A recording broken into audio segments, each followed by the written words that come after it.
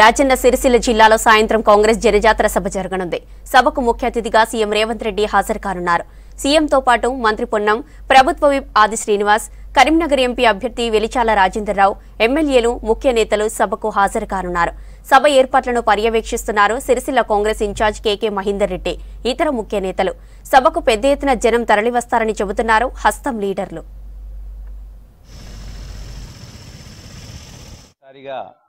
సిరిసిల్ల జిల్లాలోని సిరిసిల్ల నియోజకవర్గ head quarters అయిన సిరిసిల్ల పట్టణానికి కరీంనగర్ పార్లమెంట్ స్థానం నుంచి పోటీ చేస్తున్న వెలిచాల రాజేందర్రావు గారిని గెలిపించాలని చెప్పి ప్రచారంలో భాగంగా ఈరోజు మధ్యాహ్నం 3 గంటలకు విచ్చేస్తున్నారు. ఇవాళ అట్టి సభకు ఎప్పుడెప్పుడు ముఖ్యమంత్రి రెడ్డి గారు వస్తారా, వారి యొక్క సభను మేము విజయవంతం చేయాలని చెప్పి సిరిసిల్ల జిల్లా ప్రజలు, అలాగే కాంగ్రెస్ శ్రేణులు, కార్యకర్తలు, శ్రేయోభిలాషులు అందరూ కూడా ఎదురు చూస్తుండే. వాళ్ళ అట్టి సమయం ఇంకొన్ని గంటల్లోనే రాబోతుంది కాబట్టి వారందరూ కూడా స్వచ్ఛందంగా పెద్ద ఎత్తున తరలి రావడానికి సిద్ధంగా ఉన్నారు.